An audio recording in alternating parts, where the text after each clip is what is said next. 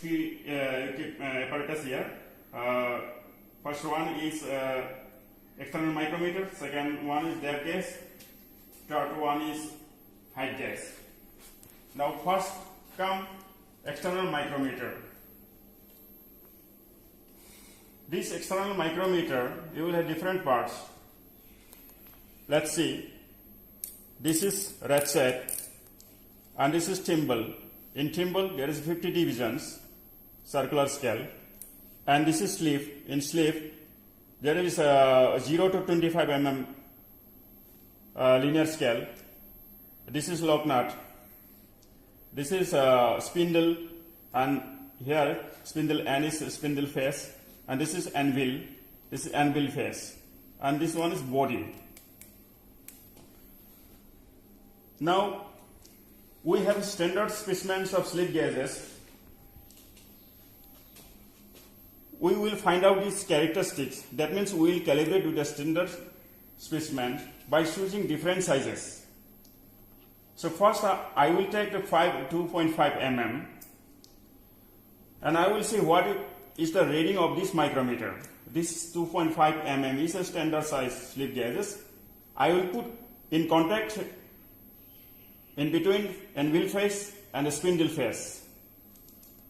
I will rotate like this anti-clockwise and pull here. I will put in contact in between anvil face and spindle face. I will show the reading. This micrometer's least count is 0.01 mm and it is showing 2.5 mm. So this 2.5 mm reading is there is not showing any error. Like this way, I am taking now 5.27 in contact.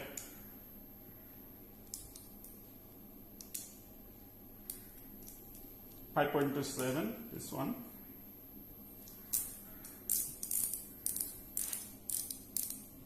This is also showing 5.27. I will record it now.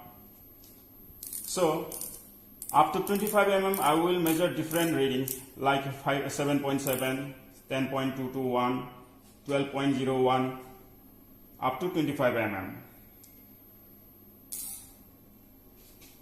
And by taking my observed values and standard values, the standard values will be taken as a x-axis and indicated values will be taken as a y-axis, and calibration graph will be plotted. And like this way, the error graph also you can plot. The observed values as x-axis and error values will be like the y-axis, then error graph will be plotted. After this first one is completed. This depth gauge apparatus. So this is depth gauge apparatus.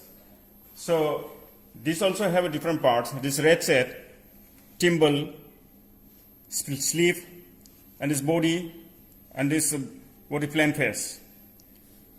So in thimble there will be 50 divisions of circular scale, and linear scale. This linear scale will be 0 to 25 mm.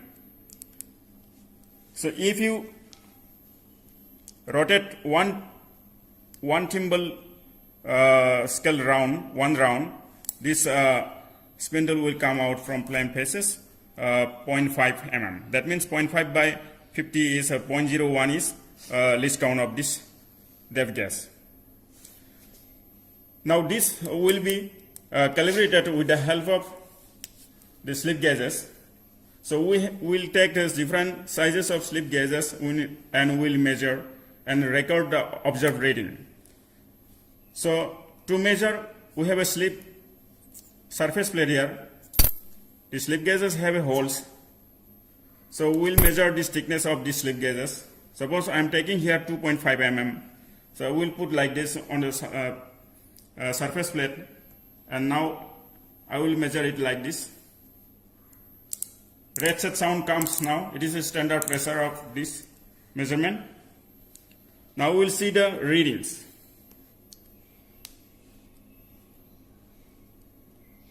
So this is showing 2.52. That means 0.02 is the error. So I will note it down. After this, I will take a different specimen. So 5.27 sizes, 5.27 I will measure, and it also noted it down, and I will find the error. Like this way, up to 25 mm I will measure and calibrate,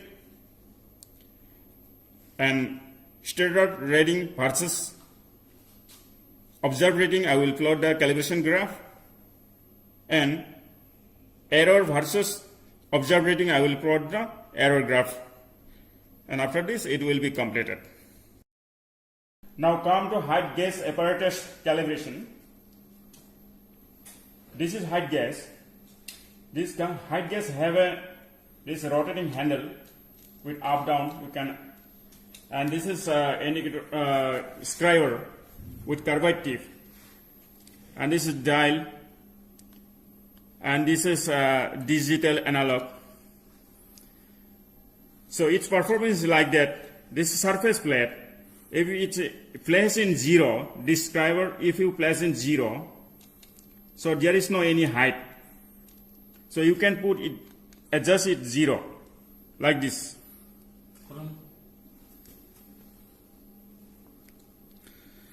And you can press it to make the reading 0. So if you, this scriber raise one around this dial indicator, that means this scriber will lift up 1 mm. That means one round means 100 divisions. 1 mm by 100 is 0.01 is each least count. Now I will calibrate this dial height gauge with the help of slip gauges.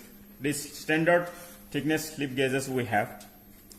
So I will see 10 different values ranging from 2.5 to 25 mm. Let's first take the 2.5 mm. First I will make it 0 setting, and this, and I will rotate it like this on the surface plate, and now it is now contact, scriber is contact with the slip gauges. Now see the reading. So it is showing 2.49. So that means 0.01 is the error. Like this way, I will set a 5.27 here also. This is my standard reading, standard sizes slip gauge, and this is my reading. I will see the reading how much it is. This is 5.27, and now see the 5.28 like this. So I will notate it down, observe reading, and up to 25 mm I will see different readings, and all the readings I will notate it down, and now I will calibrate it. I will draw the calibration graph by taking standard values as x-axis and observed values as y-axis, and error graph also I will plot like taking x-axis is observed values and indicated error values as y-axis. After plotting it, the experiment is completed. Now the experiment 2